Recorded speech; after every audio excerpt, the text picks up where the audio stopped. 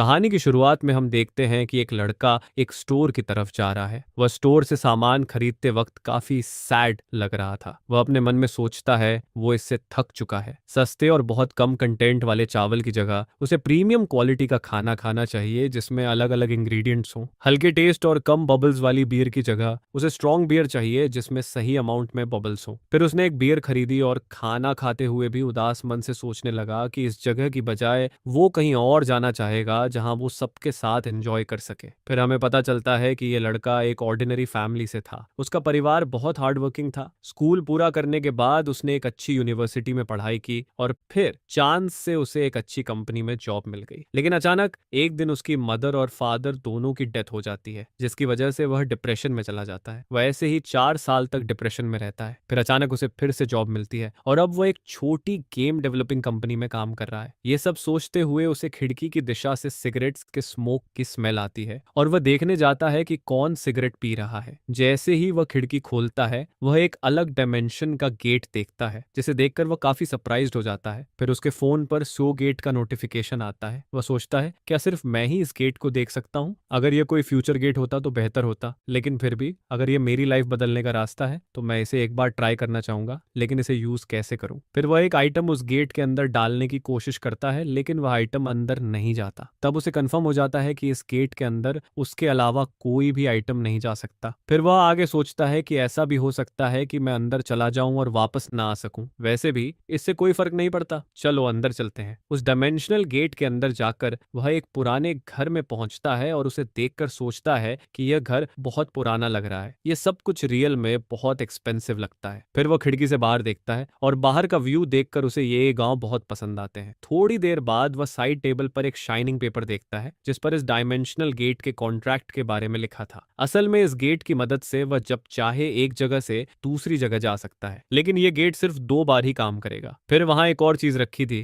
जिसका नाम सब स्पेस पॉकेट था। यह पॉकेट इस गेट से कनेक्टेड थी। यह ऐसी पॉकेट थी जिसकी मदद से अर्थ से कुछ भी उठाया जा सकता था, लेकिन इस पॉकेट में रखी जाने वाली चीज का वेट लिमिटेड होना चाहिए, वरना आप अर्थ से किसी भी तरह की चीज उठा सकते हो। बस आपको उस आइटम पर अपना राइट हैंड रखना होगा और लेफ्ट हैंड एम्प्टी स्पेस में। इसमें क्या लाना है इस पर कोई रिस्ट्रिक्शन नहीं है, लेकिन जो चीज आप वापस ले जा सकते हो वह सिर्फ गोल्ड है। यह सुनकर वह लड़का बहुत सरप्राइज्ड हो जाता है क्योंकि शुरू में उसे यहाँ रहने के लिए 1000 गोल्ड रुपए दिए जा रहे थे। फिर वह कॉन्ट्रैक्ट को आगे पढ़ता है जिसमें लिखा था, अगर तुम इस कॉन्ट्रैक्ट पर साइन करते हो तो तुम मैन एम्पायर की लैंग्वेज सीख जाओगे। तुम्हारे पास सोचने के लिए 60 डेज हैं। अगर 60 डेज के अंदर साइन नहीं किया तो इस डायमेंशन गेट से जुड़ी सारी मेमोरीज तुम्हारे दिमाग से इरेज हो जाएंगी, और अगर किसी भी रीजन से तुम्हारी डेथ हो जाती है तो इस डायमेंशनल गेट का कॉन्ट्रैक्ट अपने आप डिस्ट्रॉय हो जाएगा। अगर तुम साइन करना चाहते हो तो तुम्हें इस पेपर पर अपना राइट हैंड रखना होगा। वह लड़का सोचता है कि 60 डेज बहुत ज्यादा है, मैं सोचना और साइन करना चाहूंगा। फिर वह साइन कर देता है और उसी के साथ वह जर्मन एम्पायर की लैंग्वेज भी सीख लेता है। फिर उस लड़के का जर्मन एम्पायर में वेलकम किया जाता है और उसे चो इशू नाम दिया जाता है। फिर वह सोचता है, लेकिन मैं सोच रहा हूँ कि इस वर्ल्ड में मैं क्या कर सकता हूँ? क्या मैं कोई नोबल मैन बनूंगा या फ्यूडल लॉर्ड या फिर कोई विजर्ड? वैसे भी इससे कोई फर्क नहीं पड़ता। फिलहाल मैं यहाँ रहना चाहता हूँ और अपनी लाइफ की छोटी प्रॉब्लम से दूर रहना चाहता हूँ। हम एक लेडी को उससे कहते हुए देखते हैं, क्या तुम्हें यह फूड पसंद नहीं आया? वह कहता है, नहीं ऐसा नहीं है, मैं बस कुछ सोच रहा था। वैसे भी शायद ये फूड मुझे सेटिस्फाई करने के लिए इनफ नहीं होगा। वह कहता है कि वह अपने रूम में ये चेक करने गया था कि उसने सारा गोल्ड कैश में एक्सचेंज किया है या नहीं। फिर वह वापस उस जगह जाने का प्लान बना रहा था, लेकिन उसकी आंख लग गई और वह सो गया। फिर उसने एक चीज नोटिस की कि वह काफी यंगर दिखने लगा था। उसकी स्किन काफी शाइनी हो गई थी, उसके हेयर का कलर चेंज हो गया था और साथ ही उसकी नोज थोड़ी ऊंची हो गई थी। शायद इस फेस के लिए भी उसके पैसे डिडक्ट हो गए होंगे। फिर वह उसी विलेज में दोबारा जाता है और सोचता है कि क्या यहाँ उसका फोन काम करेगा? वैसे भी मुझे यहाँ फोन यूज करने की जरूरत नहीं है। फिर वह अपने रूम की विंडो खोलता है और बाहर का व्यू देखता है और शॉक्ड हो जाता है क्योंकि इस बार व्यू और भी ब्यूटीफुल था। फिर वह पास वाले रूम में एक लेडी को देखता है, वह लेडी भी उसे देखती है। यीशु सोचता है कि शायद वह एक विलेजर है। हमारी आंखों का कांटेक्ट हो गया, अब क्या मुझे उसे ग्रीट करना चाहिए? तभी वह लेडी खुद पूछती है, तुम कौन हो? यीशु अपना नाम बताता है। फिर वह लेडी कहती है कि यह घर काफी समय से खाली था, क्या तुम अभी अभी यहाँ आए हो? तुम कौन हो? क्या तुम्हें विलेज चीफ से परमिशन मिली है? इशू कहता है, मैं एक एडवेंचरर हूँ, मैं एक हफ्ते के लिए यहाँ रुकने वाला हूँ और अगर मैं ज्यादा समय रुकने का फैसला करूंगा तो चीफ से परमिशन ले लूंगा। फिर वह लेडी इशू से कहती है, जब तुम यहाँ हो तो आकर खाना खा लो। शू ने नहीं सोचा था कि वह इतनी पॉलिट होगी। फिर वह उनके साथ खाना खाने चला जाता है। अगले सीन में हम देखते हैं कि वह खाने के लिए बैठा है, लेकिन वह लेडी उसे सिर्फ एक बोल सूप देती है, जिसे देखकर उसे लगता है कि यह फूड बहुत सिंपल है लेकिन देखने में डिलिशियस लग रहा है। वैसे भी अकेले घर बैठने से बेहतर है कि यहाँ ट्राई करके खाया जाए। वह वुमन बियर और ट्रायंगल किम्बाब खा रही थी। वैसे भी मैं यहाँ कुछ समय तक रहने वाला हूँ तो मुझे यहाँ का खाना खाने की हैबिट डालनी ही पड़ेगी। फिर वह उस लेडी से उसका नाम पूछता है। वह लेडी बताती है कि उसका नाम मैगी हम्फ्री है। वह आगे पूछता है, क्या आप यहाँ अकेले रहती हैं? आंट मैगी बताती है कि उसका हस्बैंड बार में काम करने गया है और उसका सन दूसरे टाउन में रहता है। वह पूछती है, तुम कहाँ से आए हो? इशू कहता है, मैं कोरिया के सू सिटी से आया हूँ। आंट मैगी कहती है, तुम सच में काफी दूर से आए हो। फिर इशू कहता है, अब मैं इसे खाने की कोशिश करूंगा। वैसे भी यहाँ स्पून या फोर्क नहीं है, मतलब मुझे इस ब्रेड को सूप में डुबोकर खाना होगा। सूप को देखकर इशू सोचता है कि इस तरह का सूप हमारे सिटी में भी मिलता है, लेकिन उसमें और भी कई तरह के इंग्रेडिएंट्स मिलाए जाते हैं। फिर आंट मैगी कहती है, क्या तुम इसे नहीं खाओगे? इशू कहता है, नहीं, मैं इसे भी खाऊंगा। आंट मैगी कहती है, ठंडा होने से पहले खा लो। इशू सोचता है कि ब्रेड थोड़ी हार्ड है, लेकिन जब मैं इसे वार्म सूप में डिप करता हूँ तो ये बहुत सॉफ्ट हो जाती है और सच में खाने में अच्छा लगता है, लेकिन इसमें कुछ मिसिंग है। ओह, ब्लैक पेपर। फिर वह मैगी से कहता है, एक्सक्यूज मी मैम, क्या आपके पास ब्लैक पेपर है? मैगी थोड़ी सरप्राइज्ड हो जाती है। आंट मैगी कहती है, क्या तुम्हें ये फूड पसंद नहीं आया? इशू कहता है, नहीं, ऐसा नहीं है, हमारी सिटी में हर तरह के सूप में ब्लैक पेपर डाला जाता है, इसलिए मैं पूछ रहा था। आंट मैगी कहती है, शायद तुम्हारी जगह ये सस्ता होगा, लेकिन यहाँ ये बहुत एक्सपेंसिव है, इतना एक्सपेंसिव कि सिर्फ नोबल लोग ही इसे खा सकते हैं। मैंने आज तक इसे कभी खरीदा ही नहीं। इशू सोचता है शायद उसे ब्लैक पेपर की बात करना पसंद नहीं है। फिर वह कहता है, यह ब्रेड और सूप सच में बहुत डिलिशियस है, इसमें कॉर्न का डीप टेस्ट है जिसकी वजह से इसका फ्लेवर बहुत अच्छा लगता है। आंट मैगी कहती है, इतना मत बोलो, बस अब खा लो। इशू कहता है, माफ कीजिए, लेकिन अगर आपको बुरा न लगे तो क्या मैं इसकी रेसिपी जान सकता हूँ? आंट मैगी कुछ बना रही थी। वह कहती है, ठीक है, तुम्हें रेसिपी जाननी है, अच्छा मेरे पीछे आओ। फिर दोनों रूम से बाहर जाते हैं। इशू सोचता है, इस जगह की हवा सिटी की हवा से कहीं ज्यादा फ्रेश और अच्छी है। आंट मैगी उससे कहती है, यहाँ आओ। इशू दे उसके पीछे चलने लगता है। फिर वह पूछता है, वैसे इस विलेज का नाम क्या है? आंट मैगी कहती है, यह लाउड्रिन है। इशू आस पास देखने लगता है। आंट मैगी कहती है, क्या कर रहे हो? यहाँ आकर ध्यान से देखो, वहां कुछ चीजें रखी थी जिनमें कॉर्न पाउडर था। आंट मैगी का होम मेड बटर ऑनियन जो लैनिन में उगा था। फिर आंट मैगी उसे सूप बनाने का प्रोसेस बताती है। सबसे पहले बटर को मेल्ट करना होता है, फिर कटे हुए ऑनियन को फ्राई करो जब तक उनका कलर ब्राउन ना हो जाए। ऑनियन स्वीटनर की तरह काम करता है, इसलिए किसी और स्वीट चीज की जरूरत नहीं होती। इशू सोचता है, मुझे नहीं पता था कि कॉर्न सूप में भी ऐसा किया जा सकता है। आंट मैगी कहती है, इसके बाद ये कॉर्न पाउडर डालो। ये कॉर्न मैंने लोकल ट्रेडर से खरीदा था, उसने कहा था कि ये न्यू क्रॉप है, इसलिए कुछ समय तक ये आसानी से नहीं मिलेगा। इशू सोचता है, लगता है यहाँ कॉर्न ज्यादा फेमस नहीं है। मैगी कहती है, मैंने सोचा कि इस क्रॉप का पाउडर बनाकर ट्राई करना चाहिए और ये सच में काम कर गया, इसलिए मैं इसे ऐसे ही बनाती हूँ। फिर ऑनियन के साथ थोड़ा और पाउडर डालो, उसके बाद पानी और मिल्क साथ में डालकर स्लो फ्लेम पर बॉईल करो, बस इतना सा सॉल्ट डालो। अब ये रेडी है। सूप बनते हुए देखकर इशू काफी अमेज्ड हो जाता है। सूप बनने के बाद इशू सोचता है कि इसका प्रोसेस बहुत सिंपल है, लेकिन फिर भी अगर मैं इसे बनाऊं तो शायद इतना टेस्टी कभी ना हो। आंट मैगी सूप लेकर घर के अंदर जाने लगती है, तभी इशू अपनी पॉकेट से कुछ निकाल कर उसे गिफ्ट के तौर पर देता है। आंट मैगी उस चीज को देखकर बहुत सरप्राइज्ड हो जाती है। वह एक मिरर था जो काफी एक्सपेंसिव लग रहा था। इशू कहता है, आपने मुझे अपने घर खाना खाने के लिए बुलाया, इसलिए यह मेरी तरफ से एक छोटा सा गिफ्ट है। आंट मैगी ने उसे थैंक यू कहा और फिर रफ तरीके से मिरर इशू को वापस पकड़ा दिया। इशू सोचता है, लेकिन वह इतनी रफ क्यों हो गई? फिर इशू उससे लाइब्रेरी का रास्ता पूछता है जो आंट मैगी उसे बता देती है। इशू बाकी सारी बातें छोड़कर लाइब्रेरी की तरफ बढ़ जाता है। फिर हम इशू को चलते हुए देखते हैं और वह विंडो से एक लड़की को देखता है। जैसे ही लड़की इशू को नोटिस करती है, वह भाग जाती है। इशू सोचता है शायद वह शाय है। फिर वह लाइब्रेरी की तरफ बढ़ जाता है। अगले सीन में हम देखते हैं कि वह लाइब्रेरी पहुंच जाता है। अंदर जाकर वह एक लड़के को देखता है जिसके गले में टैग शेयर था और वह कुछ खा रहा था। वह लड़का इशू का वेलकम करता है। इशू गुड मॉर्निंग कहता है और मन में सोचता है, ये आदमी वैसे तो कम से कम 30 साल का लग रहा है, ये क्या खा रहा है? वह लड़का कहता है, शायद हम पहले कभी नहीं मिले। इशू कहता है, मैं एक एडवेंचरर हूँ और कुछ समय के लिए इस विलेज में आया हूँ, मेरा नाम इशू है, मैं कोरिया के सोल सिटी से आया हूँ। फिर इशू इशू लाइब्रेरी में चारों तरफ देखता है और सोचता है यह लाइब्रेरी है लेकिन मेरे घर की बुक शेल्फ से भी बेटर है। क्या यहाँ सिर्फ 50 बुक्स हैं? शायद ये सारी रेयर बुक्स हों। लेकिन एक बात समझ में नहीं आ रही, इतना अच्छा आदमी इस लाइब्रेरी का केयर क्यों कर रहा है? वह लड़का पूछता है क्या तुम यहाँ कुछ देखने आए हो? इशू कहता है हाँ, क्या आप मुझे जर्मन एम्पायर का मैप दे सकते हैं? लड़का मैप ले आता है। इशू पूछता है क्या मैं इसे बोरो कर सकता हूँ? लड़का कहता है नहीं, इस लाइब्रेरी से सिर्फ विलेज के लोग ही बुक्स ले जा सकते हैं, तुम्हें यहीं बैठकर पढ़ना होगा। जब इशू मैप देखने लगता है तो वह लड़का भी बहुत क्यूरियोसिटी के साथ उसे देखने लगता है। इशू सोचता है इसे देखकर लगता है कि वह बहुत वरीड है, मुझे पेजेस बहुत केयरफुली पलटने होंगे, अगर गलती से कोई पेज फट गया तो शायद मुझे काफी ट्रबल हो जाए। मैप देखते हुए इशू कहता है यह तो बस मैप है, इसमें कोस्ट लाइन और कॉन्टिनेंट का स्केच छोड़कर कुछ भी नहीं है। तब वह लड़का मैन में कहता है मैप पर सिटीज या विलेजेस डालना इलीगल है। वह लड़का एक जगह पॉइंट करके कहता है क्या यह लोरान विलेज है? इशू पूछता है क्या यह वॉर की वजह से है? लड़का कहता है हाँ, इसी वजह से डिटेल मैप सिर्फ रॉयल्स और मिलिट्री ही पढ़ सकते हैं। इशू सोचता है उम्मीद है कि अभी यहाँ वॉर नहीं होगी, मैं इस वर्ल्ड में रहकर सफरिंग झेलना और सिर्फ मिलिट्री लोगों की सर्विस नहीं करना चाहता। इशू पूछता है क्या यहाँ अक्सर वॉर होती है? वह आदमी कहता है ऐसा नहीं है, हाल ही में एक विजर्ड फैमिली ने हमारे एम्पायर में वॉर को रोक दिया था, इसलिए इस सिचुएशन को देखकर ऐसा नहीं लगता कि कोई हमारे एम्पायर पर अटैक करने की हिम्मत करेगा। इशू खुश हो जाता है और मन में सोचता है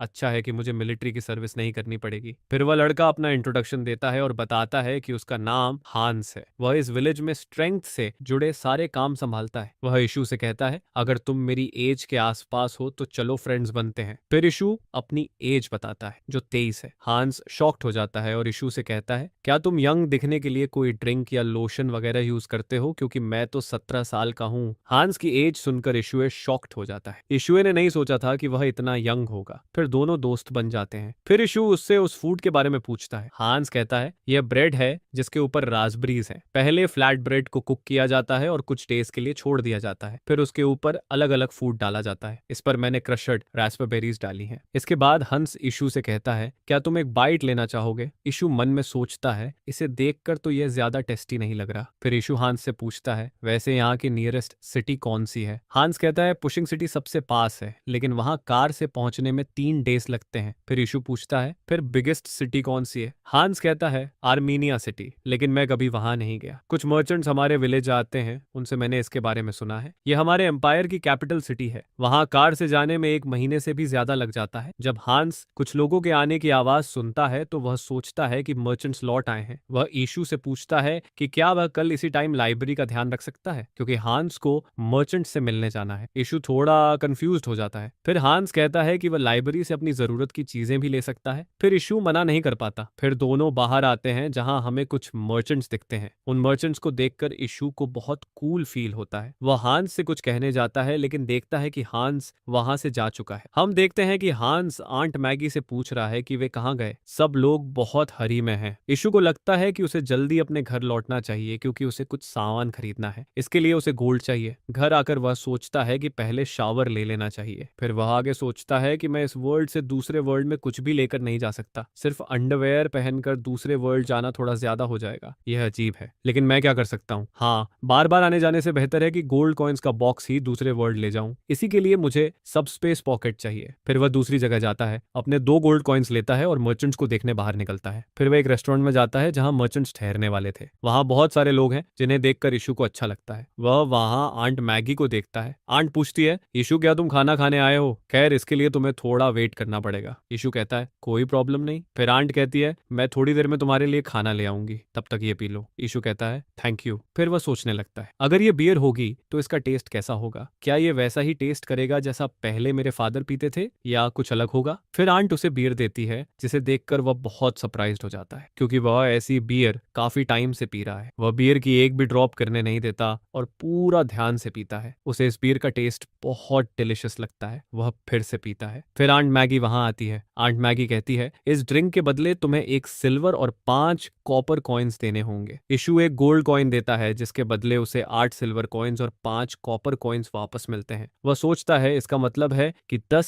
सिल्वर कॉइन्स बराबर हैं 1 गोल्ड कॉइन के, यानी 1 कप बियर की कॉस्ट हमारे हिसाब से 15,000 होती है। फिर वह पूछता है क्या खाने के लिए अलग से पे करना पड़ेगा? आंट मैगी कहती है चिंता मत करो, तुम दोनों का पेमेंट पहले ही कर चुके हो। वैसे क्या तुम्हारी सिटी में बियर की प्राइस कम है, क्योंकि यहाँ तो हमें एक कप बियर 2 कॉपर कॉइन्स में मिल जाती है। अब मैं तुम्हारे लिए खाना प्रिपेयर करने जा रही हूँ, इशू कहता है। तब तक मैं इस बियर को एंजॉय करूंगा। फिर इशू आस पास देखता है, वहां बहुत सारे लोग हैं। वह सोचता है कि उसे कुछ लोगों से बात करनी चाहिए। तभी हांस उसे आवाज देता हुआ आता है। हांस कहता है, क्या तुम भी यहाँ खाना खाने आए हो? इशू कहता है, क्या तुम मेरे साथ ज्वाइन करना चाहोगे? हांस कहता है, नहीं, मैं यहाँ अपने फैमिली के साथ खाने आया हूँ। हमारे विलेज में रूल है कि खाना खाते वक्त फैमिली के साथ टाइम स्पेंड किया जाए, लेकिन मेरी फैमिली ने मुझे मर्चेंट से मिलने की परमिशन दे दी है, इसलिए मैं यहाँ आया हूँ। तभी खाना आता है। इस बार खाना पोर्क स्ट्यू और ब्रेड था। इशू सोचता है, मुझे भी अपने पेरेंट्स के साथ खाने का मन करता है। तभी हांस कहता है, तुम्हारा खाना आ गया है। हांस खाने को देखकर कहता है, ये आम तौर पर विंटर में खाया जाता है और अभी समर है, लेकिन मुझे यकीन है कि इसका टेस्ट फिर भी बहुत अच्छा होगा। खाना खाने के बाद मर्चेंट से मिलने चलेंगे। इशू कहता है, ठीक है। फिर वह खाने को देखकर सोचने लगता है, आम तौर पर लोग पोर्क को ऐसे 2 दिन तक रखते हैं, लेकिन इससे यह खराब हो सकता है, इसलिए कॉमन लोग इसे जितना जल्दी हो सके खा लेते हैं। फ्रेश पोर्क जूस और वेजिटेबल सूप का कॉम्बिनेशन बहुत डिलिशियस लगता है। साथ ही इसमें एसेंशियल हर्ब्स और सॉल्ट डाला गया है, जो इसे नया टेस्ट देता है। मुझे ये टेस्ट याद आ रहा है, मेरी मदर भी ऐसा ही खाना बनाती थी। मेरी मदर बहुत स्पाइसी खाना बनाती थी, जो मुझे पहले बहुत पसंद था, लेकिन अब मुझे स्पाइसी फूड पसंद नहीं है। ये सब सोचते हुए उसे अपनी मदर बहुत याद आती है। इशू खाना खत्म कर लेता है। हंस फिर पूछता है, मिस्टर इशू, अब आप क्या करेंगे? इशू कहता है, मैं मर्चेंट्स को देखने जाऊंगा। हंस एक्साइटेड होकर कहता है, ठीक है, चलो जल्दी चलते हैं। फिर दोनों एक छोटे फेस्टिवल की तरफ जाते हैं। हंस कहता है, यहाँ तुम्हें बहुत सारी चीजें मिलेंगी। उधर आंट मैगी एक मिरर की प्राइस पूछती है। शॉपकीपर कहता है, 8 सिल्वर। आंट मैगी मिरर की प्राइस पूछती देख इशू सोचता है, मुझे यकीन है कि जो मिरर मैंने उसे देने की कोशिश की थी उसकी क्वालिटी ज्यादा बेटर थी। वैसे भी 8 सिल्वर मतलब 80,000। अगर मैं दिन में 3 बेचूं,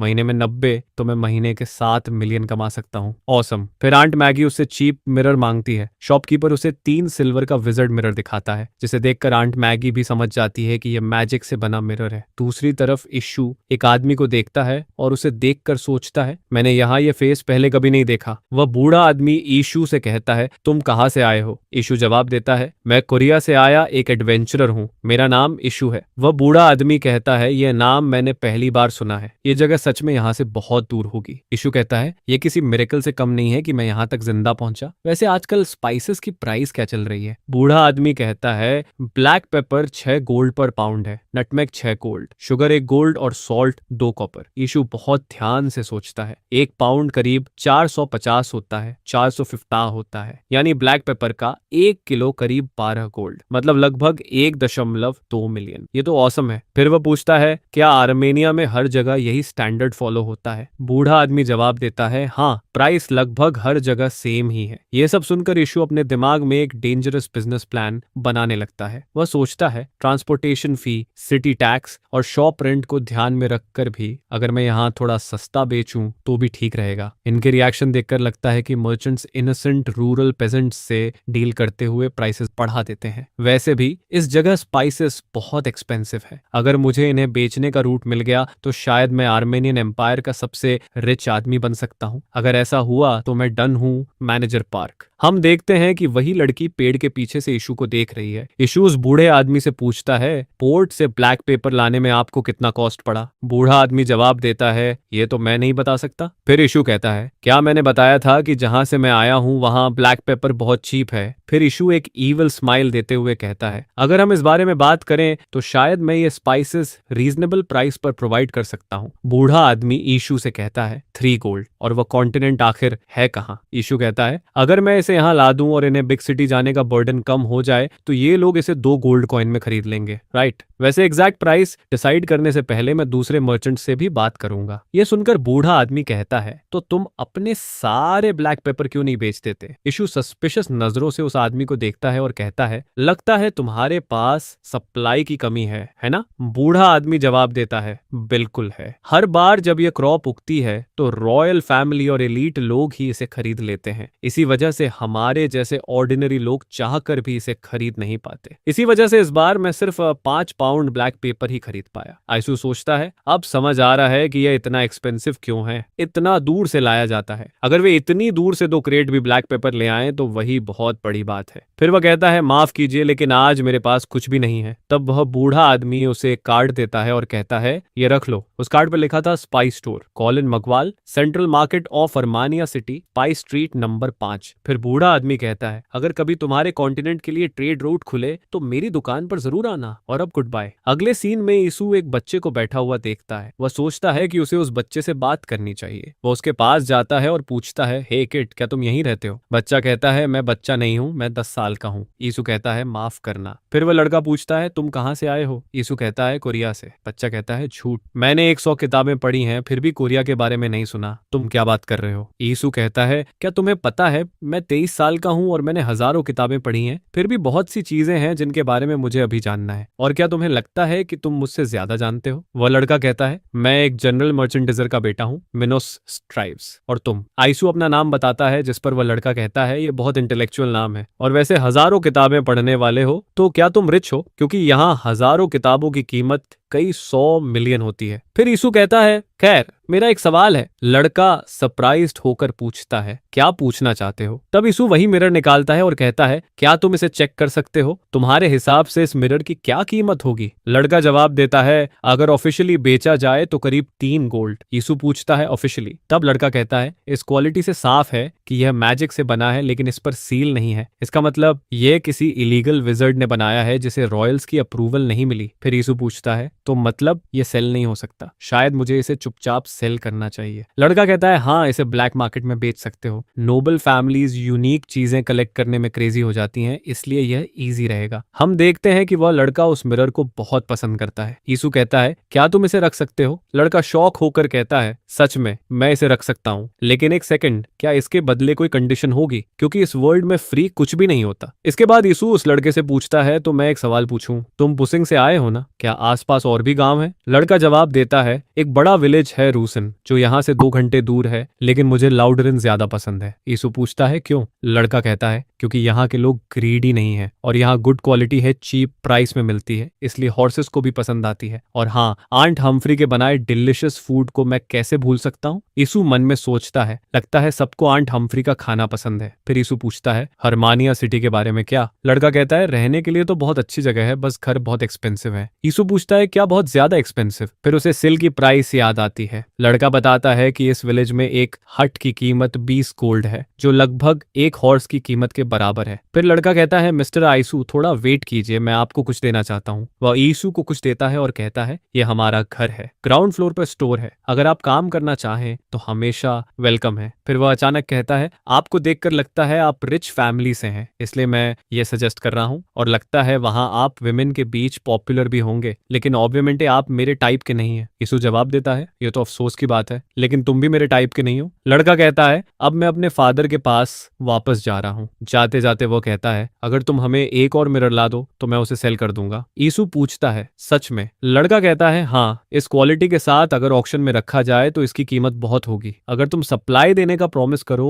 तो हम तुम्हें बेस्ट रेट देंगे। अगले सीन में यीशु वापस अपने घर आता है और सोचता है मुझे फिर से वापस जाना है। उसे बहुत गर्मी लग रही होती है और वह एसी ऑन करता है और सोचता है ये हॉट सीजन कब खत्म होगा, मैं बस आराम से रहना चाहता हूँ और ब्लैक पेपर बेचते रहना चाहता हूँ। फिर वह फ्रिज खोलता है और आइसक्रीम निकालता है। वह आइसक्रीम खाते हुए एंजॉय करता है। वह कहता है फ्लफी ब्रेड के अंदर soft ice cream, cookies and cream की स्वीटनेस और छोटे छोटे कुकीज की चुविंग टेक्सचर बहुत अच्छा फील दे रही है। फिर वह खुश हो जाता है और फाइनली डिसाइड करता है कि वह अपनी जॉब छोड़ देगा। फिर वह कंप्यूटर पर ब्लैक पेपर की प्राइस सर्च करता है और देखता है कि 1 किलोग्राम ब्लैक पेपर 10,001 में मिल रहा है, जो बहुत चीप है। वह सोचता है अगर मैं वहां बेचूं तो 2 गोल्ड प्रति पाउंड मतलब 4 गोल्ड प्रति किलोग्राम, यानी अदा 10 किलोग्राम में 4 मिलियन। यह सोचकर वह बहुत खुश हो जाता है और कहता है कल मैं ऑफिस जाकर रेजिग्नेशन सबमिट करूंगा। अगले सीन में हम यीशु को मैनेजर पार्क के पास जाते देखते हैं। मैनेजर पार्क उससे कहता है मैं तुम्हें पहले भी कई बार बता चुका हूं, तुम सोर्स कोड क्यों बदल रहे हो? तुम्हें पसंद नहीं है क्या? यीशु परेशान होकर कहता है क्या मैनेजर पार्क चिल्लाता है और कहता है, ओपन सोर्स यूज करने के बजाय तुम्हें ज्यादा एफिशिएंट तरीका ढूंढना चाहिए। यीशु कहता है, लेकिन वही एफिशिएंट सोर्स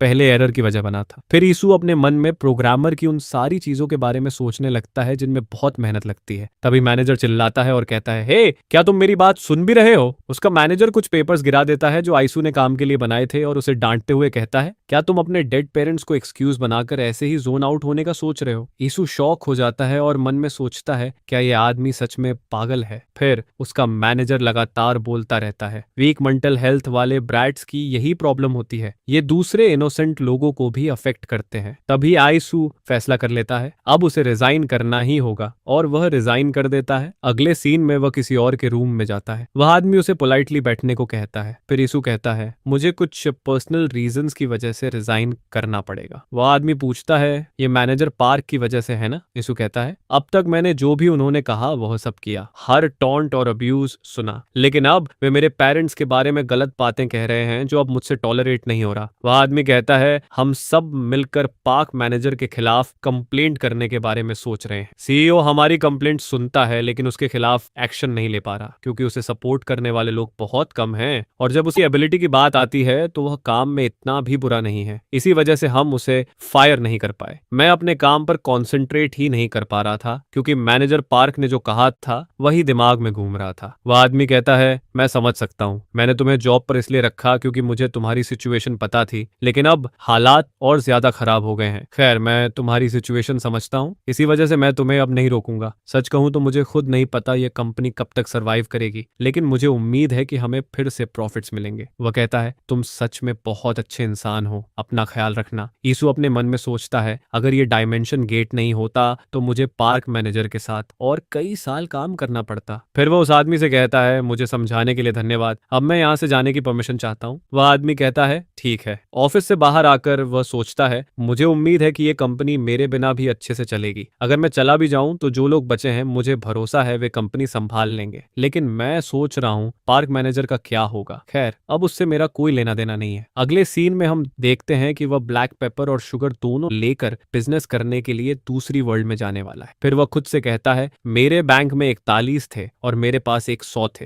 दोनों मिलाकर 141 बने, जिससे मैंने ब्लैक पेपर और शुगर खरीदे। अब मुझे नई चीजें करने से डर लगता है, लेकिन अब मुझे नई चीजें करने से डर भी नहीं लगता। अब मैं कुछ भी कर सकता हूँ और अब मुझे कोई रोक नहीं सकता। फिर वह दूसरी वर्ल्ड में जाता है और अपना रूम देखकर कहता है, यह जगह सच में बहुत कंफर्टेबल है और मैंने ब्लैक पेपर और शुगर रखने के लिए एक सीक्रेट प्लेस भी बना ली है जो मेरे बेड के नीचे है। फिर हम देखते हैं कि वह आंट हम्फ्री के घर जाता है। आंट हम्फ्री सोचती है कि वह खाना खाने आया है, लेकिन वह कहता है कि उसे कुछ दिखाना है और आंट को कुछ देना भी है। आंट पूछती है, ये क्या है? वह कहता है, ये barley flower, apricot seed flower और हनी है। मैं कुछ बनाने वाला हूँ जिसे मास्क पैक कहते हैं। हम इन इंग्रेडिएंट्स को मिक्स करके चेहरे पर लगाएंगे। आंट पूछती है, चेहरे पर? यीशु कहता है, हाँ, इससे ब्लेमिशेस हल्के होंगे और स्किन में इलास्टिसिटी आएगी। आंट को यह अजीब लगता है और वह कहती है, लेकिन मुझे चेहरे पर खाना लगाने का मन नहीं है। तब यीशु खुश होकर कहता है, हमारे कॉन्टिनेंट में महिलाएं ऐसे ही अपनी स्किन का ख्याल रखती हैं, एक बार ट्राई कीजिए। आंट मान जाती है और फेस मास्क लगा लेती है जो बहुत स्ट्रेंज दिखता है। आंट मैगी ने मास्क लगाते समय कोई गैप नहीं छोड़ा। यह देखकर यीशु हंसने लगता है और कहता है, आंट, आंखों और नाक के पास गैप रखना चाहिए था। फिर आंट उसे धन्यवाद देती है। यीशु कहता है, इसमें कुछ खास नहीं है। अगले सीन में वह अपने रूम में जाता है और खुशी से कहता है कि उसे यह फ्रीडम बहुत पसंद है। इसी तरह वह हील हो रहा है और इसी तरह वह सील सिटी में अपनी जिंदगी बिता रहा था। तभी उसके घर के दरवाजे पर नॉक होती है। हांस खुश होता है। यीशु दरवाजा खोलता है और हांस कहता है, मैंने तुम्हें काफी टाइम से नहीं देखा, इसलिए मुझे लगा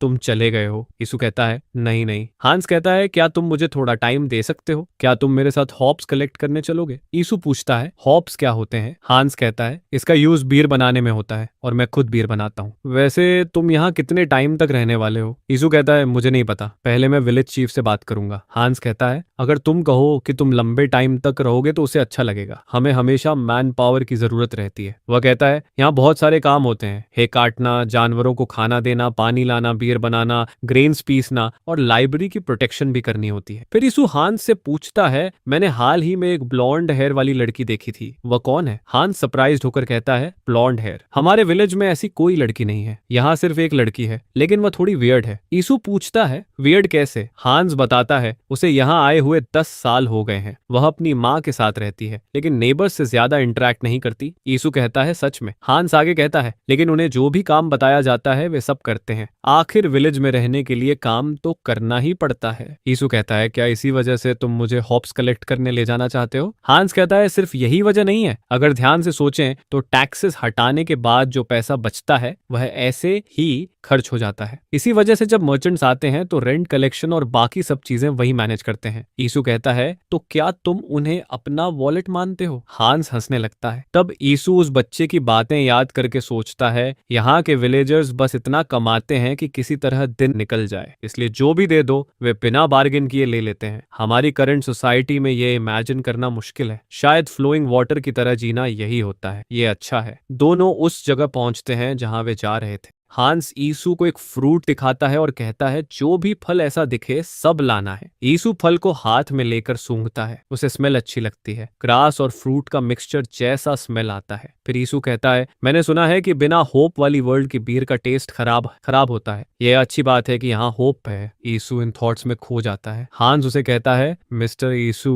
आप क्या कर रहे हैं? यीशु कहता है, कुछ नहीं, बस कुछ और सोच रहा था। मुझे बस इसे बास्केट में डालना है ना? हांस कहता है, हाँ। फिर हम देखते हैं कि वे बहुत सारे फ्रूट्स इकट्ठा करके बास्केट भर देते हैं। हंस कहता है, इतना काफी है। यीशु कहता है, ये मेरी इमेजिनेशन से जल्दी खत्म हो गया। हांस कहता है, चलो अब वापस चलते हैं। घर लौटते समय हांस बताता है कि फायरवुड खत्म हो रही है, क्या तुम कल भी आ सकते हो? हमें शीप को शेव करना है इससे पहले कि ज्यादा गर्मी हो जाए। क्या तुम्हें आता है? यीशु कुछ नहीं कहता। हांस कहता है, मैं ये इन में ले जाकर रख देता हूँ, वैसे तुम टायर्ड होंगे, थोड़ी देर रेस्ट कर लो। यीशु कहता है, ठीक है, धन्यवाद। फिर यीशु अपने घर की तरफ दौड़ने लगता है। वह घर जाकर बाथ लेता है जिससे उसे बहुत अच्छा फील होता है।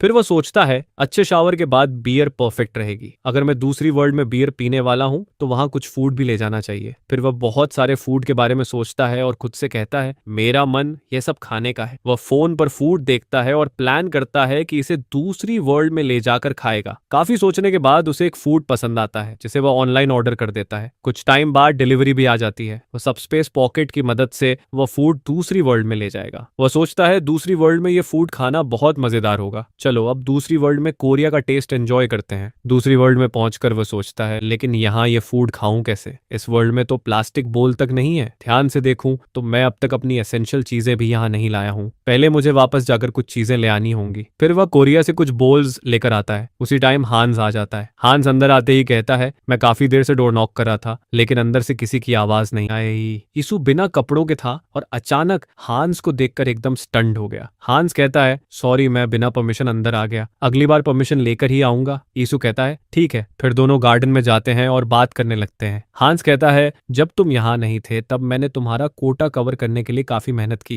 यीशु पूछता है, काम? हांस कहता है, जो हॉप्स हमने थोड़ी देर पहले कलेक्ट किए थे, हमें फ्रूट से डस्ट हटानी होती है ताकि बियर बना सके। तुम नहीं थे इसलिए मैंने सब अकेले ही किया। यीशु बहुत सरप्राइज्ड हो जाता है। फिर वह कहता है, थैंक्स। यीशु अपने मन में सोचता है, ये जगह सील जैसी नहीं है लेकिन उससे कहीं बेहतर है। फिर वह हांस को थैंक्स कहता है और कहता है कि अगली बार वह भी हेल्प करेगा। वैसे तुम यहाँ फिर क्यों आए हो? हांस कहता है, क्या तुम मेरे साथ डिनर करना चाहोगे? यीशु को वह फूड याद आ जाता है जो उसने ऑनलाइन ऑर्डर करके इस वर्ल्ड में लाने का प्लान किया था। उसे नहीं पता फूड का क्या होगा, फिर भी वह हांस को यस कह देता है। यीशु का रिएक्शन देखकर हांस कहता है, अगर यस कह रहे हो तो ऐसा रिएक्ट क्यों कर रहे हो? यीशु कहता है, ऐसा नहीं है कि मुझे पसंद नहीं है, बस अचानक हुआ। मैंने कुछ कुक किया है। हांस बहुत सरप्राइज्ड होकर कहता है, क्या तुम्हें खाना बनाना भी आता है? यीशु कहता है, हाँ, लेकिन तुम ऐसे क्यों रिएक्ट कर रहे हो? हांस कहता है, कुछ नहीं, तुम ऐसे लगते हो जैसे हमेशा दूसरों का बनाया खाना खाते हो। फिर यीशु कहता है, मैं आंट हम्फ्री के साथ शेयर करने वाला था। हांस कहता है, फिर तो आंट हम्फ्री के यहाँ ही खाते हैं। यीशु कहता है, क्या ऐसा कर सकते हैं? हांस कहता है, बिल्कुल, पहले मैं अपने पेरेंट्स से परमिशन ले लूंगा, तब तक खाना स्टार्ट मत करना। यीशु कहता है, फिर तो मैं वुडन बोल यूज करूंगा। अगले सीन में हम देखते हैं कि यीशु ने एक स्वादिष्ट भोजन तैयार किया है। सब पूछते हैं, ये क्या है? यीशु कहता है, इसे रोस्टेड चिकन कहते हैं। कहते हैं। ये चिकन को अलग अलग वेजीज के साथ बॉईल करके बनाया जाता है। आंट हम्फ्री पूछती है, लाइम स्ट्यू? यीशु कहता है, हाँ कुछ वैसा ही है, ठंडा होने से पहले खा लो। सबके खाने के बाद उनके रिएक्शंस इतने स्ट्रेंज होते हैं कि यीशु बहुत नर्वस हो जाता है। यीशु हांस से कहता है, तुम्हें पसंद नहीं आया? क्या ये तुम्हारे टेस्ट का नहीं है? हांस कहता है, फ्लिप,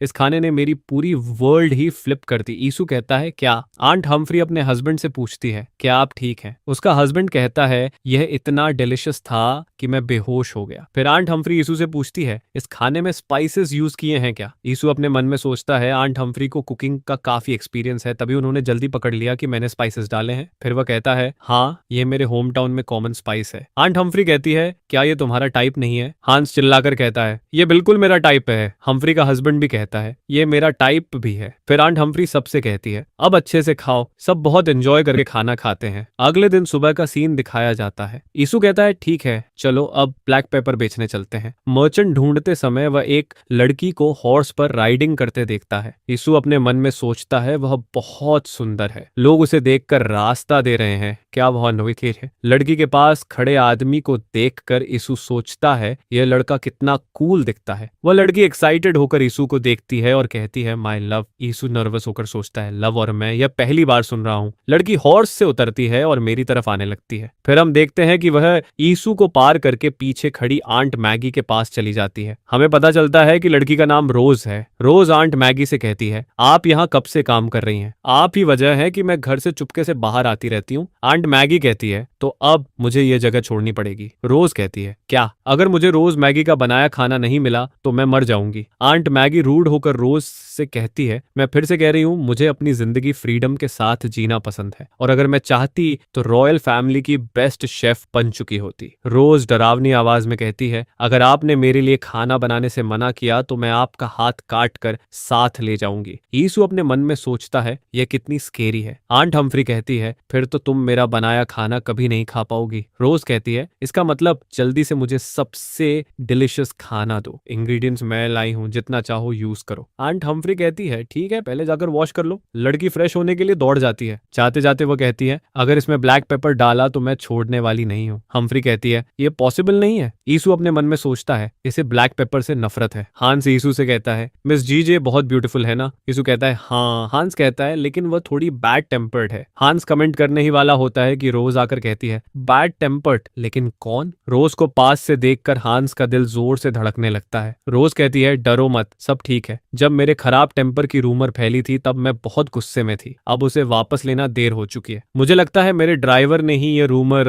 फैलाया होगा। फिर वह यीशु की तरफ इशारा करके कहती है, वैसे ये कौन है? यीशु कहता है, मैं अपना इंट्रोडक्शन देता हूँ, मैं एक एडवेंचरर हूँ, कोरिया से यीशु। हांस कहता है, वो कुछ टाइम विलेज में रहेगा। रोज एक साथ बहुत सारे सवाल पूछने लगती है। वह यीशु से पूछती है, ये कोरिया क्या है? मैंने पहली बार सुना है, जरूर बहुत दूर होगा। तुम किस फैमिली से हो? तुम्हारे पास कितनी वेल्थ है? इतने सवाल सुनकर यीशु का सिर घूमने लगता है। तभी वही आदमी आता है और मिस रोज को वहां से ले जाता है। रोज चिल्लाती है, मुझे छोड़ दो। यीशु उस लड़की को देखकर अपने मन में सोचता है, कितनी क्रेजी लड़की है। फिर यीशु हांस से पूछता है, उसका नाम जेस रोज है? हांस जवाब देता है, हाँ, शॉर्ट में मिस जीजे कह सकते हो। यीशु कहता है, समझ गया, मिस जीजे तुम्हें बहुत इंटरेस्टेड लगती है। यीशु हांस को पोकरे करके पूछता है, क्या तुम्हें मिस जीजे पसंद है? हांस कहता है, तुम क्या कह रहे हो? ऐसा कुछ नहीं है, मिसेस हम्फ्री का खाना सच में बहुत अच्छा है। मैं वही रेसिपी और इंग्रेडिएंट्स यूज करूं तब भी उसका टेस्ट वैसा नहीं आता। तभी स्वॉन एक आदमी को देखकर खुश हो जाती है और कहती है, मिस्टर जोसेफ, मैं यहाँ हूँ। उस आदमी का नाम जोसेफ है। वह कहता है, ठीक है हांस, मुझे एक बियर ला कर दो। हांस बियर लाता है। यीशु बियर की प्राइस पूछता है। हांस कहता है, आज हम पैसे नहीं लेते क्योंकि आज मिस जीजे का डे है। अंकल जोसेफ यीशु से कहता है, जब यहाँ है तो साथ में ड्रिंक करते हैं। यीशु कहता है, हाँ जरूर, वैसे मैंने उसे आपको मिस्टर जोसेफ कहते सुना और मैं यीशु हूँ सर। अगर बुरा ना माने तो पूछ सकता हूँ आप किस बिजनेस में हैं? अंकल जोसेफ कहता है, मैं आर्मानिया सिटी में स्पाइस बेचता हूँ। यीशु पूछता है, क्या आप मिस्टर मगवाल को जानते हैं? अंकल जोसेफ कहता है, तुम कॉलिन मगवाल की बात कर रहे हो? हाँ मैं उसे जानता हूँ, हम काफी क्लोज हैं। यीशु कहता है, आप उसे कैसे जानते हैं? वह पिछले हफ्ते यहाँ आया था। अंकल जोसेफ पूछता है, क्या उसने यहाँ थोड़ा ब्लैक पेपर बेचा था? यीशु जवाब देता है, हाँ, लेकिन उसने कहा कि उसके पास बहुत कम था। अंकल जोसेफ कहता है, आओ। यीशु कंफ्यूज्ड होकर कहता है, कोई प्रॉब्लम है क्या? फिर अंकल जोसेफ कहता है, मैं आर्मानिया का सबसे बड़ा स्पाइस शॉप ओनर हूँ। मुझे ब्लैक पेपर का एक दाना भी नहीं मिला क्योंकि मेडिट्स फैमिली ने सब खरीद लिया। कोई वंडर नहीं कि मेडिट्स लोग पेपर के पानी से नहाते हैं। अफवाह है कि वे पेपर परफ्यूम भी यूज करते हैं। यीशु अपने मन में सोचता है ये तो उल्टा लग रहा है। फिर अंकल जोसेफ पूछता है वह मगवॉल आखिर थोड़ा सा ब्लैक पेपर कैसे लाया। यीशु अपने मन में सोचता है, सोचने पर लगता है क्या यही वह था जो हांस ने पहले खाया था, तब इतना अच्छा नहीं लगा था, क्या बीयर के साथ बेहतर लगेगा। ये सब सोचते हुए वो कुछ हार्ड सा खाता है जो उसे बिल्कुल पसंद नहीं आता। फिर यीशु अंकल जोसेफ से कहता है मुझे नहीं लगता मिस जे को सच में ब्लैक पेपर पसंद है। अंकल जोसेफ कहता है ये मत कहो, इसी वजह से पियर्सिंग में बहुत बड़ा ट्रबल हुआ था। यीशु पूछता है अंकल क्या आप उस कैरेज में आग लगाने वाले थे जिसमें ब्लैक पेपर जा रहा था। अंकल कहता है नाइट्स का ध्यान भटकाना काफी हार्ड था। यीशु कहता है वाओ, तभी रोज वहां आ जाती है। रोज दोनों से कहती है क्या तुम दोनों को नहीं लगता कि मेरी पीठ पीछे मेरी बात नहीं करनी चाहिए। यीशु डर जाता है और अंकल जोसेफ रोज से कहता है बिल्कुल नहीं, आओ बैठो ड्रिंक भी लो। रोज अंकल जोसेफ से कहती है क्यों ना हम उस कैरेज को चुरा लें, अगर सक्सीड हुए तो बहुत कमाएंगे। फिर वह यीशु की बियर उठाकर पी लेती है। रोज यीशु से पूछती है क्या तुम्हें यह बियर वापस चाहिए। यीशु कहता है नहीं चाहिए। रोज यीशु से पहले पूछे गए सवाल का जवाब देने को कहती है। यीशु कहता है मेरे पिता स्कॉलर थे और मेरी माँ एक नॉर्मल हाउसवाइफ थी। एकेडमी ग्रेजुएशन के बाद मैं ट्रैवल कर रहा था। रोज कहती है शायद इसीलिए तुम रिच दिखते हो, तो एकेडमी में पढ़े हो, मतलब तुम कॉमनर नहीं हो, राइट सर। रोज का एक्सप्रेशन अचानक बदल जाता है। यीशु कहता है हमारे कॉन्टिनेंट में कॉमनर्स भी एकेडमी में एनरोल कर सकते हैं। रोज पूछती है रियली। यीशु कहता है हाँ। रोज पूछती है विमेन का क्या। यीशु जवाब देता है विमेन भी एनरोल कर सकती हैं। यह सुनकर रोज कहती है तो अभी इसी वक्त उस कॉन्टिनेंट भाग चलते हैं। उसका बॉडीगार्ड कहता है ऐसा सपना भी मत देखो मिस।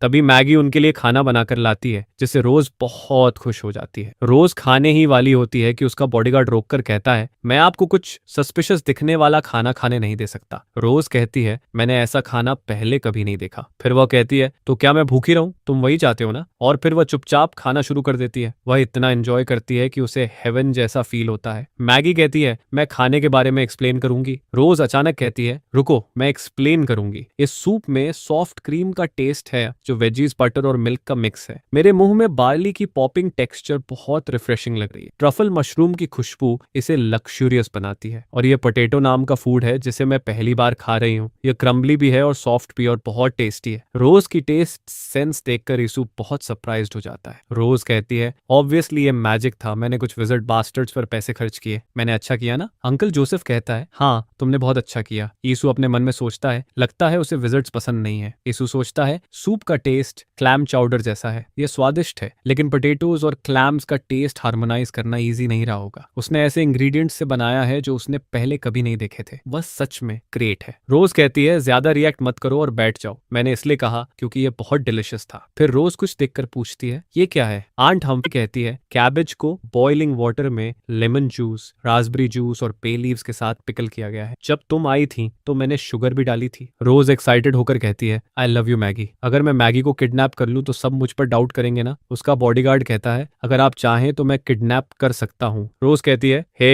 ये बात जोर से मत कहो। अगले सीन में यीशु कहता है अब जब पेट भर गया है तो चलो ब्लैक पेपर बेचते हैं। बाहर निकलकर वह नाइट व्यू देखता है जो उसे बहुत पसंद आता है। वह सोचता है यह सोल के स्काई से बिल्कुल अलग है। वह अंकल जोसेफ के घर ब्लैक पेपर बेचने जाता है। अंकल जोसेफ इतने सारे ब्लैक पेपर देखकर शॉक्ड हो जाता है। वह पूछता है ये तुमने कैसे पाया। यीशु कहता है मैंने इसे अपने होम टाउन से खरीदा है। अंकल जोसेफ कहता है मैं सब खरीद लूंगा। यीशु कहता है मेरे पास करीब 20 पाउंड है। अंकल जोसेफ कहता है मैं तुम्हें 3 गोल्ड पर पाउंड दूंगा। यीशु अपने मन में सोचता है टोटल 60 गोल्ड, मतलब 6 मिलियन वन कैश। वह बहुत शॉक्ड हो जाता है। अंकल जोसेफ उसे कैश दे देता है। यीशु कहता है लेकिन इतना सारा पैसा लेकर चलना अनकंफर्टेबल नहीं है। अंकल जोसेफ कहता है इसीलिए हम मर्चेंट्स हायर करते हैं। इस बार हम लकी थे कि रास्ते में मिस चीजे और उनके लोग मिल गए। मेडिट्स फैमिली के साथ चलने वालों पर कोई बैंडिट अटैक करने की हिम्मत नहीं करेगा। अगली सुबह यीशु उठता है और खुद को बहुत बेहतर महसूस करता है। वह कहता है तो रिच लोग ऐसे उठते हैं, लेकिन इतना पैसा होना ऑकवर्ड भी लगता है क्योंकि यहाँ लोग महीने में 3 गोल्ड में जी लेते हैं। वह सोचता है मुझे कितना स्पेंड करना चाहिए। यह सोचते हुए वह अपना वॉलेट देखने लगता है। फिर यीशु डिसाइड करता है है पहले मार्केट देख लेता हूँ। वह मार्केट जाकर कैंडल शॉप में कैंडल का प्राइस पूछता है। दुकानदार कहता है ऑयल कैंडल्स 5 कॉपर पर पाउंड है और वैक्स कैंडल्स 2 सिल्वर की हैं। यीशु कहता है मुझे 4 पाउंड ऑयल कैंडल दे दो। तभी एक लड़की आती है जिसे देखकर यीशु को याद आता है कि ये वही लड़की है जो उसके घर के पास रहती थी। वह फिश खरीदने आई थी। शॉपकीपर कहता है ये एक्सपेंसिव फिश है जिसे पकड़ने के लिए मैजिक चाहिए, इसलिए स्टॉक तभी आता है जब कोई ऑर्डर करता है। लड़की कहती है तो मैं ऑर्डर करना चाहती हूँ। शॉपकीपर कहता है आपको एडवांस में 5 सिल्वर देने होंगे, मुझे वापस आने में करीब 2 महीने लगेंगे, क्या ये ठीक है? यीशु शॉक होकर सोचता है सिर्फ फिश के लिए 5 लाख है। लड़की कहती है फिर मुझे बस एक कुक्ड रेड हेरिंग दे दो। शॉपकीपर कहता है टोटल 2 कॉपर। लड़की कहती है रुको मैं कंटेनर लेने जाती हूँ। यीशु अपने मन में सोचता है शायद मैं गलत था,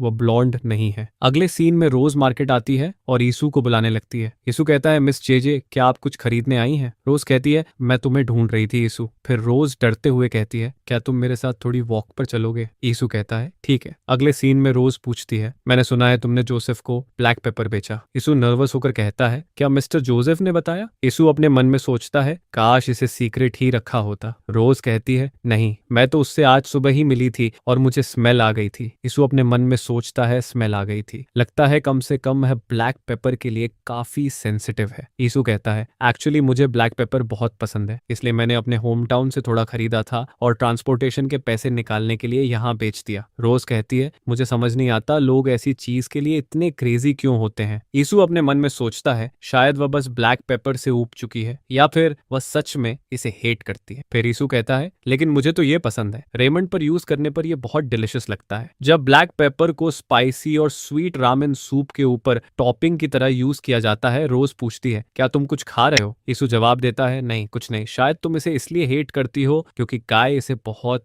ज्यादा यूज करता है। रोज कहती है बात वो नहीं है, मुझे उससे कोई फर्क नहीं पड़ता, बस स्मेल आते ही मुझे सिक फील होने लगता है। रोज बहुत एंग्री हो जाती है और सब लोग उसे काम होने को कहते हैं। फिर रोज कहती है सॉरी मैं आजकल थोड़ा एज पर हूँ। यीशु कहता है कोई बात नहीं। फिर रोज यीशु से कहती है तुम भी किसी नोबल जैसे हो जो अपनी रियल आइडेंटिटी छुपा कर ट्रैवल कर रहा है, राइट? मेरा एल्डेस्ट ब्रदर भी एक्सपीरियंस लेने के लिए ट्रैवल कर रहा है। यीशु कहता है तो क्या तुम स्टडी करना चाहती थी? रोज कहती है नहीं, मैं अपने फैमिली बिजनेस को इनहेरिट करना चाहती हूँ। इसके बाद यीशु कहता है अगर बिजनेस इनहेरिट नहीं कर सकती तो कम से कम कैपिटल में एक स्टोर तो मिल सकता है अगर अपने फादर से बात करो। रोज कहती है नहीं ऐसा नहीं होगा, मेरे फादर मुझे विजर्ड फैमिली में मैरी कराने की प्लानिंग कर रहे हैं। विजर्ड्स एल्व्स के डिसेंडेंट्स होते हैं और लोग एल्व्स को गॉड की तरह सर्व करते हैं। विजर्ड फैमिली में मैरी होने वाले फैमिलीज को भी चोजन बाय गॉड्स कहा जाता है। उसी ऑनर के लिए वह मेरी शादी विजर्ड फैमिली में कराना चाहते हैं। यीशु कहता है अरेंज मैरिज तुम्हारे लिए काफी हार्ड होगा। तब रोज कहती है तो मुझे अपने कॉन्टिनेंट ले चलो, मैं तुम्हें 5,000 गोल्ड दे सकती हूँ। यीशु कहता है मैं समझता हूँ तुम क्या फील कर रही हो, लेकिन क्या तुम फॉरेन लैंड में बिना फैमिली के ठीक रह पाओगी? फिर यीशु इमोशनल होकर कहता है एक दिन मैंने अचानक अपने पेरेंट्स को खो दिया और अकेला रह गया। टाइम इज मेडिसिन वाली बात झूठ निकली। जितना टाइम बीतता गया उतना ही मुझे पेरेंट्स के साथ बिताए दिन मिस होने लगे। रोज कहती है लगता है तुम्हारे पेरेंट्स अच्छे लोग थे। यीशु कहता है हाँ। फिर रोज कहती है एक्चुअली मेरे पेरेंट्स भी अच्छे लोग हैं, बस मुझे ऐसा लगने लगा कि आखिर में वह भी बाकी लोगों जैसे ही हैं। वह आगे कहती है उन्हें इस बात से फर्क नहीं पड़ता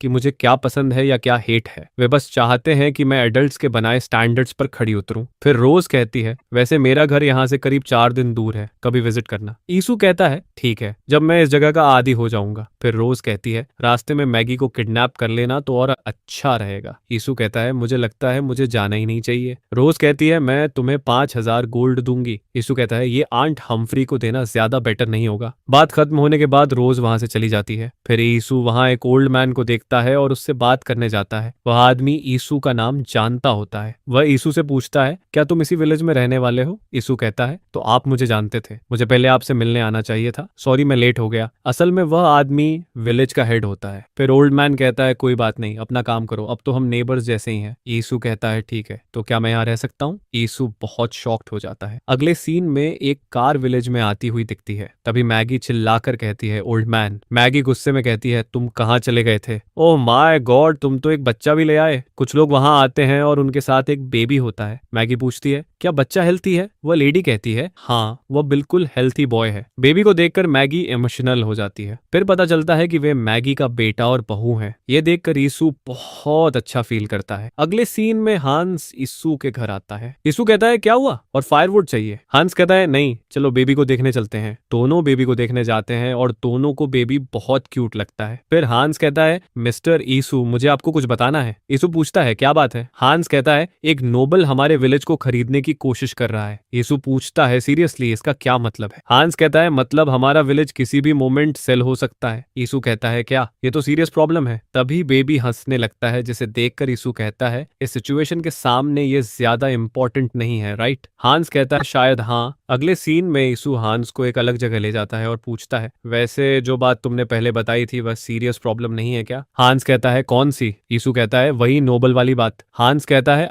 असल में उसका तुमसे ज्यादा लेना देना नहीं है, क्योंकि तुम ट्रैवलर हो और कभी भी जा सकते हो। यीशु अपने मन में सोचता है, ये बात थोड़ी हर्ट कर गई। फिर हांस कहता है, वैसे मैं तुम्हें कुछ देना चाहता था। वह कुछ बुक्स देता है और कहता है, ये उन नोबल्स में से एक है जिन्हें मैं पसंद करता हूँ। इससे तुम्हें इस जगह को समझने में हेल्प मिलेगी। यीशु कहता है, थैंक यू। अगले सीन में वह गेट की हेल्प से कुरिया आता है। अपना बजट देखकर वह सोचता है कि इस बार क्या सेल कर सकता है। फिर उसे मार्केट वाली वह लड़की याद आती है जो फिश खरीद रही थी। फिर वह रात में मार्केट जाता है कुछ खरीदने। वह बहुत सारी फूड आइटम्स देखता है और खाने का मन करता है, तो वह पेट भरकर खाता है। फिर वह सोचता है, खाना डाइजेस्ट करने के लिए थोड़ी वॉक कर लेते हैं। चलते चलते वह फिश मार्केट पहुंच जाता है और इतनी सारी फिश देखकर बहुत खुश हो जाता है। एक फिश देखकर उसे लगता है जैसे हाथ जैसी दिख रही हो। फिर वह वही फिश देखता है जो उस दिन लड़की खरीद रही थी। शॉपकीपर कहता है, क्या आपको मैकरल फिश चाहिए? यीशु कहता है, हाँ लेकिन ऑर्गन्स निकाल देना। शॉपकीपर कहता है, ठीक है। यीशु उस फिश को काफी क्वांटिटी में खरीद लेता है। फिर वह इतने सारे फिश लेकर घर जाता है और सोचता है, काफी टाइम हो गया प्रॉपर मैकरल फिश खाए हुए। फिर SMJ नाम का सॉस दिखता है। यीशु कहता है, वहां SMJ सॉस नहीं मिलता तो SMJ सॉस से ही टेस्टी सॉस बना लेते हैं। वह अपने मन में आगे सोचता है, ये मैंने अब्रॉड स्टडी करते समय सीखा था। आखिर में नट्स डालकर मिक्स कर दो, बस हो गया। फिर वह फिश खाने की सारी चीजें इकट्ठा करता है और कहता है, जस्ट इन केस मैंने बार्ली भी ले ली, क्योंकि इस जगह राइस से ज्यादा पॉरेज कॉमन है। फिर यीशु को अपनी माँ की कही बात याद आती है। वह कहती थी, पॉट में राइस बनाते समय फायर कंट्रोल बहुत जरूरी होता है। फिश फ्राई करते समय उसकी आउटर लेयर को पहले फ्राई करना चाहिए ताकि ऑयल निकले और फिश पैन से चिपके नहीं। अपनी माँ के वर्ड्स याद करके यीशु थोड़ा इमोशनल हो जाता है। अगले सीन में वह अपने नेबर के घर जाता है। लड़की की माँ दरवाजा खोलकर पूछती है, कौन है? यीशु कहता है, मैं आयु हूँ, बगल में रहता हूँ। उस लड़की की माँ कहती है, हाय मैं मेसा हूँ, लेकिन तुम यहाँ क्यों आए हो? फिर यीशु कहता है, मुझे लगा मैंने अपना इंट्रोडक्शन ठीक से नहीं दिया, इसलिए मैंने सोचा आपको मील ट्रीट करूं। तभी लड़की आती है और अपनी माँ से पूछती है, क्या हुआ माँ? उसकी माँ कहती है, मिस्टर यीशु अभी बगल वाले घर में रहने आए हैं। फिर वह यीशु से कहती है, ये मेरी बेटी है, इसका नाम हाइन है। माँ और बेटी दोनों काफी सरप्राइज्ड होती हैं कि यीशु अचानक उन्हें मील के लिए इनवाइट कर रहा है। फिर यीशु कहता है, मैंने आपकी बेटी को मार्केट में मैकरल फिश ढूंढते देखा था, तो मैं पास के विलेज गया और कुछ खरीद लाया। अगर आपको ठीक लगे तो क्या मैं इसे कुक करूं? लड़की की माँ कहती है, जरूर, मुझे भी जानना है इसका टेस्ट कैसा होगा। यीशु कहता है, मुझे उम्मीद है ये आपको पसंद आएगा। ठीक है, तो बाद में मेरे बैकयार्ड में खाते हैं। अगले सीन में हम देखते हैं कि यीशु बड़े मजे से फिश कुक कर रहा है। वह सोचता है फिश को ऐसे फ्राई करना चाहिए कि बाहर से क्रिस्पी और अंदर से सॉफ्ट रहे। वह फिश बनाकर तैयार कर लेता है जो काफी टेस्टी लगती है। तीनों साथ बैठकर खाना खाते हैं। यीशु कहता है, ये स्टीम्ड कैबेज है, इसके साथ मैकरल फिश और थोड़ा सॉस रखो, फिर इसे रैप करके खाओ। लड़की की माँ यीशु से पूछती है, क्या तुम यहाँ आने से पहले किसी कोस्टल विलेज में रहते थे? यीशु जवाब देता है, हाँ कुछ हद तक। वह फिश खाती है और खाने के बाद कहती है, तुम्हारे अंदर कुकिंग का टैलेंट है, खासकर ये सॉस। मैंने पहली बार ऐसा टेस्ट किया है, ये सच में बहुत स्वादिष्ट है। यीशु को यह सुनकर बहुत अच्छा फील होता है और वह कहता है, मुझे खुशी है कि आपको पसंद आया, अब मैं भी ट्राई करता हूँ। वह खाते ही सोचता है, ये तो ओशन जैसा फील दे रहा है। वह कैबेज की स्वीटनेस और बार्ली की टेक्सचर के बारे में सोचता है कि दोनों काफी वेल सूट करते हैं, लेकिन फिर भी फिश का यह हिस्सा सबसे ज्यादा डिलिशियस है। लड़की की माँ कहती है, जिन्हें खाना आता है वे यहीं से शुरू करते हैं, वैसे बोन्स फेंक देना चाहिए, इन्हें कौन खाता है? यीशु सोचता है, ये माँ बेटी कुछ ऑर्डिनरी नहीं लगती। खाने के बाद लड़की यीशु से कहती है, मील के लिए थैंक्स, मैं बर्तन साफ करके बाद में लौटा दूंगी। यीशु कहता है, कोई बात नहीं, मैं कर लूंगा। लड़की की माँ कहती है, उसे करने दो, वह बस किसी तरह तुम्हारा एहसान चुकाना चाहती है। फिर वह यीशु का हाथ पकड़कर कहती है, बहुत बहुत धन्यवाद, मैं भी कभी तुम्हें मील ट्रीट करूंगी। यीशु कहता है, ठीक है, कभी भी बुलाना। कुछ दिनों बाद का सीन दिखाया जाता है। यीशु सोचता है अब तो 1 महीना हो गया है। फिर वह सोचता है हांस के साथ इतना काम करके मैं काफी टायर्ड हो जाता हूँ। तभी हांस वहां आ जाता है। यीशु सोचता है हांस फिर से काम के लिए बुलाने आया है। यीशु थके हुए टोन में पूछता है, आज क्या करने वाले हैं? हांस कहता है, काम के लिए नहीं, क्या तुम मेरे साथ लूशन विलेज चलोगे? नए विलेज का नाम सुनकर यीशु थोड़ा सरप्राइज्ड होता है। फिर कहता है हाँ। हांस बहुत खुश हो जाता है। अगले सीन में डेंजरस रोड पर ट्रैवल करने की वजह से यीशु जोर जोर से उल्टी करने लगता है। वह सोचता है मुझे मोशन सिकनेस की मेड्स ले लेनी चाहिए थी, वह रोड तो एकदम मर्डरस थी। फिर हांस कहता है मुझे किसी से मिलना है, मैं उधर जाऊंगा। यीशु कहता है ठीक है, 1 घंटे बाद यहीं मिलते हैं, अगर देर हो जाए तो मैं पब में रहूंगा। हांस कहता है ठीक है। हांस किसी से मिलने चला जाता है। यीशु सोचता है ये अच्छा मौका है इस विलेज से शॉपिंग करने का। यीशु एक फैब्रिक शॉप में जाता है और शॉपकीपर से पूछता है ये किस तरह का फैब्रिक है। शॉपकीपर कहता है तुम काफी ऑब्जर्वेंट हो, ये कैमरी नाम का नया फैब्रिक है, इसे हैंडकरचीफ्स, कर्टन्स और क्लोथ्स में यूज किया जाता है, ये नोबल में काफी पॉपुलर है। यीशु कहता है ये तो बहुत सॉफ्ट है, वैसे प्राइस कितना है? शॉपकीपर कहता है 1 गोल्ड पर पीस। यीशु कहता है ठीक है, 2 दे दो। शॉपकीपर पूछता है वैसे इसे किस लिए यूज करोगे? यीशु कहता है बेबी डाइपर्स। शॉपकीपर बहुत सरप्राइज्ड हो जाता है। अगले सीन में यीशु आगे जाने ही वाला होता है कि वह एक सोर्ड्समैन को हेवी सोर्ड पकड़े देखता है। यीशु अपने मन में सोचता है मैं भी वह सोर्ड उठाकर देखना चाहता हूँ। सोर्डमैन जिस तरह यीशु को देखता है उससे यीशु डर जाता है। तभी वह मिस चिको वहां से जाते देखता है। मिस जेजे भी उसे देख लेती है। मिस जेजे पूछती है तुम यहाँ क्या कर रहे हो? यीशु कहता है मैं हांस के पीछे यहाँ आ गया। रोज कहती है वैसे तुम यहाँ से बस गुजर रहे हो, राइट? फिर वो कहती है नहीं, मैं ऑब्जर्वेशन के लिए आई हूँ। क्या तुमने न्यूज नहीं सुनी? यीशु पूछता है कौन सी न्यूज? रोज कहती है एक नया नोबल ये लैंड खरीद रहा है, वे हमारे फैमिली के नेबर्स बनेंगे, इसीलिए मैं देखने आई हूँ। फिर रोज पूछती है वैसे तुम टाउन में यह क्या ले जा रहे हो? ये कैमरी क्लॉथ है ना? यीशु कहता है हाँ, आंट हम्फ्री को ग्रैंडसन हुआ है तो मैं गिफ्ट देना चाहता था। ये सुनकर रोज शॉक हो जाती है और कहती है क्या? फिर मैं भी चुप नहीं बैठूंगी। वह यीशु से कहती है मेरे पीछे आओ। फिर दोनों एक शॉप में जाते हैं जहां रोज सोप और कई दूसरी चीजें दिखाती है। वह कहती है मैं और भी देना चाहती हूँ, लेकिन मैगी इसे लेने से मना कर देगी, या फिर उससे कहना कि मैं जल्द विजिट करूंगी और कॉन्ग्रेचुलेट करना चाहती हूँ। यीशु कहता है मैं बता दूंगा, और अगर विलेज के बारे में कोई इंपॉर्टेंट न्यूज मिले तो मुझे बताना। फिर रोज कहती है लवान के लोग भी वरीड होंगे, राइट? अगर नए नोबल्स वहां का लैंड भी खरीद लें तो मुझे उससे पहले मैगी को वहां से निकालना होगा। यीशु सोचता है उसकी आंखें नॉर्मल नहीं लग रही। फिर रोज कहती है तुम्हें लगता है मैं ऑब्सेस्ड हूँ, राइट? जो भी हो, इसे अवॉइड नहीं किया जा सकता। फिर वह वेटर को स्पेशल मील लाने को कहती है। यीशु सोचता है स्पेशल मील? रोज कहती है हर इनमें नोबल्स के लिए स्पेशल मील होता है। उनका स्पेशल मील आ जाता है। यीशु को वह खाना बिल्कुल पसंद नहीं आता। रोज कहती है ट्राई करो। यीशु कहता है मील के लिए थैंक्स। वह खाना खाता है और खाने के बाद उसे उल्टी जैसा फील होता है क्योंकि टेस्ट बहुत खराब होता है। रोज मुस्कुराकर कहती है कैसा लगा? टेस्टी नहीं है क्या? ब्रेड भी ट्राई करो। अगले सीन में वह हांस के साथ घर लौटता है और बस उसी खाने के बारे में सोचता रहता है। वह कहता है ये तो सच में किलिंग था। अब मुझे समझ आया कि मिसेस जीजे आंट हम्फ्री को लेकर इतनी ऑब्सेस्ड क्यों है। आंट हम्फ्री को लॉर्डर कभी नहीं छोड़ना चाहिए। अगले सीन में यीशु गेट की हेल्प से सील सिटी वापस आता है। वह जल्दी से फ्रीजर खोलता है और सोचता है मुझे यकीन है इसमें प्लम सिरप होगा। कुछ ड्रिंक्स लेने के बाद उसे काफी राहत मिलती है। फिर वह कहता है पेट भरा हो तो कुछ चिल्ली और फ्रेश सबसे बेस्ट होता है। अब मैं बेहतर फील कर रहा हूँ। फिर लैपटॉप देखते हुए वह सोचता है क्या ब्लैक पेपर के अलावा भी कुछ सेल कर सकता हूँ? मैं ब्लैक पेपर बेच कर थक गया हूँ। सबस्पेस पॉकेट को सिर्फ ब्लैक पेपर के लिए यूज करना भी वेस्ट है। फिर उसके दिमाग में कुछ आता है और वह सर्च करने लगता है। कुछ दिन बाद का सीन दिखता है। यीशु मिट्टी खोदकर कुछ क्रॉप्स उगाने की कोशिश कर रहा होता है। वह सोचता है बेचने के अलावा और भी चीजें कर सकता हूँ। अगर मैं खुद उगाऊं तो स्टॉक कोरिया से लाने वाली क्वांटिटी से कहीं ज्यादा होगा। तभी हांस वहां आता है और पूछता है मिस्टर आइसु आप क्या कर रहे हैं? यीशु कहता है बस कुछ प्लांट करना चाहता था।